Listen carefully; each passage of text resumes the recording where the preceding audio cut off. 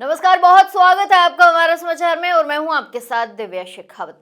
राज्य वित्त आयोग अध्यक्ष डॉक्टर अरुण चतुर्वेदी ने रविवार को कोटपुतली में प्रेस वार्ता आयोजित कर राज्य सरकार के 2 वर्ष के कार्यकाल में हुए विकास कार्यों एवं उपलब्धियों की जानकारी दी। उन्होंने कहा है कि 2 वर्ष पूर्व प्रदेश की जनता ने सरकार पर भरोसा दिखाया और सेवा का मौका दिया। पिछले 2 सालों में हमने प्रदेश के लोगों की उम्मीदों पर खरा उतरने का प्रयास किया। राजस्थान सरकार के 2 वर्ष सुशासन, विकास और विश्वास के साथ रहे, जिन्होंने प्रदेश की दिशा और दशा दोनों बदलने की ठोस शुरुआत की। प्रदेश सरकार के ये 2 वर्ष प्रदेश के चहुमुखी विकास और जन जन के कल्याण को जो है समर्पित रहे हैं। वहीं इन 2 वर्षों में सरकार ने न केवल नीतिगत सुधार किए हैं, बल्कि धरातल पर दिखने वाले कामों में से यह संदेश दिया है कि ईमानदार इच्छा शक्ति हो तो राजस्थान को देश के अग्रणी राज्यों की पंक्ति में खड़ा करना कोई दूर की बात नहीं है। हमने केवल कहा नहीं बल्कि करके दिखाया है। आंकड़े इस बात की गवाही देते हैं। हमारे द्वारा संकल्प पत्र में कुल 392 संकल्प लिए गए थे, जिसमें से 274 संकल्प या तो पूर्ण कर लिए गए हैं या फिर प्रगतिरत हैं। हमने जनता से जो वादे किए थे 5 साल में पूरा करने का, उनमें से 70% कार्य 2 वर्ष में ही पूरा कर दिया है। बजट घोषणाओं की बात करें तो पिछले 2 वर्षों में की गई कुल घोषणाओं में से 73% घोषणाएं या तो पूर्ण हो चुके या प्रगतिरत हैं। उन्होंने कहा है कि हमारी सरकार ने साफ नियत, प्रभावी क्रियान्वयन और पूर्ण पारदर्शिता के साथ ऐसा प्रशासन दिया है। इसी के साथ राजस्थान को देश के बेस्ट परफॉर्मर स्टेट की श्रेणी में पहुंचा दिया है। आज राजस्थान में 11 राष्ट्रीय योजनाओं में प्रथम स्थान पर है। इसी के साथ 5 योजनाओं में द्वितीय स्थान पर है, 9 योजनाओं में तृतीय स्थान पर है। उन्होंने कहा है कि यह सरकार की प्रतिबद्धता, मेहनत और जनता का विश्वास का परिणाम है। जहां पहले योजनाएं फाइलों में दब जाती थी, वहीं हमने उन योजनाओं को जो है जमीन पर उतारा है। कोटपुतली से दिनेश राठौड़ की रिपोर्ट। इसको सीधा उल्टा कर दिया। कोई नहीं मुझे मेरी तरफ है। सरकार के 2 वर्षों के कार्यकाल में कह सकता हूँ कि पारदर्शी सरकार, जिम्मेदार सरकार, जवाबदेही सरकार के नाते पूरे 2 साल का कालखंड इस सरकार ने पूरा किया। इन 2 वर्षों में जहाँ एक तरफ पूरी पार्टी ने जिन संकल्पों को लेकर के पार्टी ने काम शुरू किया था, उनमें से लगभग 70% संकल्पों को पूरा करने का काम किया।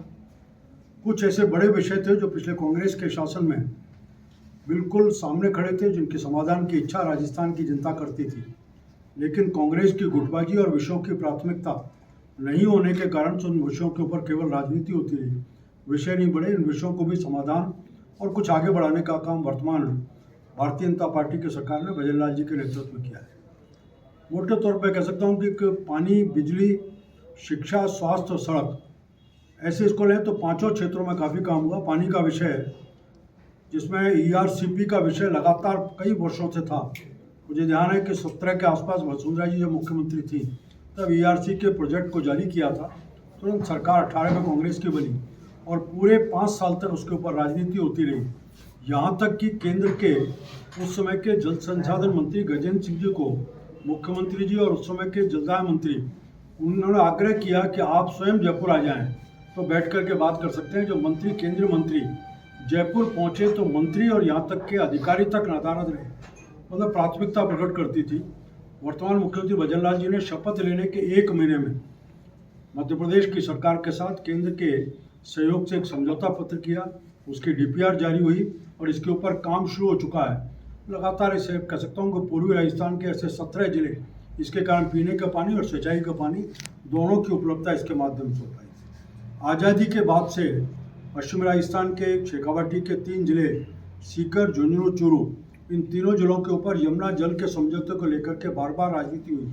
हर चुनाव से पहले घोषणा होती थी, लेकिन किसी प्रकार की प्रगति नहीं हुई। भजन लाल जी ने मुख्यमंत्री बनते ही दिसंबर 15 को शपथ ली और जनवरी के आखिर में यमुना जल के ऊपर भी हरियाणा सरकार के साथ केंद्र सरकार की मध्यस्थता में समझौता किया, जिसकी DPR बन रही है और जल्दी उसका काम भी शुरू होगा। इसके साथ साथ चाहे वो गंगा नहर का विषय होगा, जंगल का विषय होगा या ऐसे कुछ जो पानी के जहाँ विषय थे, उन सब विषयों के ऊपर समाधान भी किया और काम बढ़ाने का काम किया। आज बिजली के विषय को लेकर के जहाँ हमारी जितनी उपलब्धता, पहले उत्पादकता थी, उससे लगभग दुगनी उत्पादकता के ऊपर आज राजस्थान खड़ा है। और अब लगता है ऐसा है कि सौर के ऊपर कई नई परियोजनाओं का चालू होना, बिजली के क्षेत्र में कई नए समझौतों को करना जो जमीन 26 के आसपास आखिर तक ज़मीन पर आएंगे, और जितनी उत्पादकता हमारी है उससे लगभग दोगुनी से अधिक होगी, तो 3000 के आसपास से बढ़कर के 7000 मेगावाट तक पहुंचने की संभावना है। इससे लगता है कि हम अब राजस्थान किसी के ऊपर नहीं बल्कि अपनी ज़रूरत की आवश्यकताओं को पूरा करेगा, बिजली के क्षेत्र में पूरी तरह आत्मनिर्भर होगा।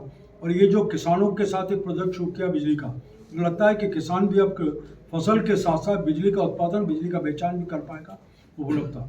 अभी एक और स्थिति है कि आप सब जानते हैं कि लगातार एक मांग थी कि किसानों को पानी देने के लिए दिन में बिजली देनी चाहिए। उस लंबे समय से मांग चल रही थी।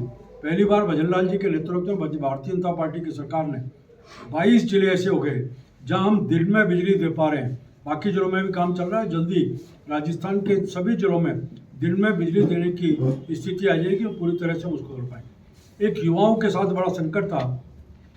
लगातार बातें तो बहुत हुई, लेकिन युवाओं को आप पिछली सरकार ने जितनी परीक्षा की 17 की 17 परीक्षाएं लीक हुई, रद्द करनी पड़ी। बार बार ऐसा लगता था कि कहीं सरकार के लोगों की संलिप्तता है, इसका कोई कार्रवाई नहीं हो रही। वर्तमान सरकार ने जहाँ पिछली चाहे एसआई की परीक्षा होगी, चाहे नीट की परीक्षा होगी, एसआई की परीक्षा होगी, उन सब परीक्षाओं को रद्द परीक्षाओं को कराने का काम भी किया।